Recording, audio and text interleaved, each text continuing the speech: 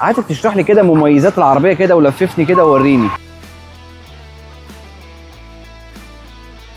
ده المستوى الاول او الاصدار الاول ليها، هي لسه ما كملتش اصلا، بس احنا حبينا نطلع نوري الناس ان في عقول شغاله، في فكر شغال، في شباب بتشتغل على نفسها. عايز اقول لكم يا جماعه ان انا جاي حوالي 250 كيلو عشان اوصل لاسلام هنا في المنيا، عشان خاطر اقف معاه وادعمه في الفكره اللي هو بيعملها. حبيبي تسلم.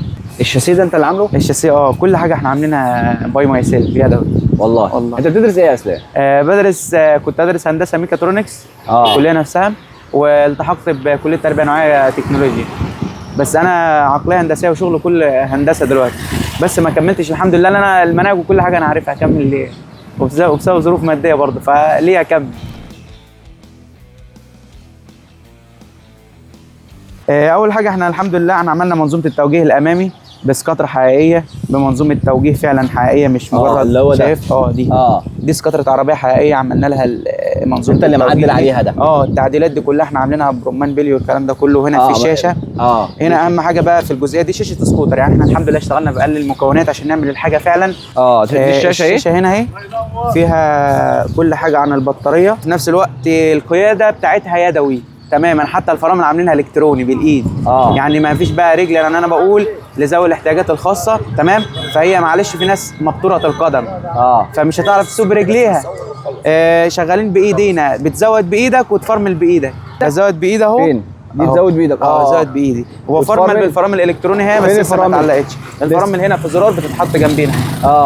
بس طب انت قلت لي ان العربيه بتشتغل بالذكاء الاصطناعي؟ طبعا فيها رابطين بروتوكول اتصال بالقمر الصناعي تمام، عن طريق اي اس بي كنترول، بيعمل اتصال بالتليفون، والتليفون بتتربط بالذكاء الاصطناعي اللي هو القمر الصناعي اصلا.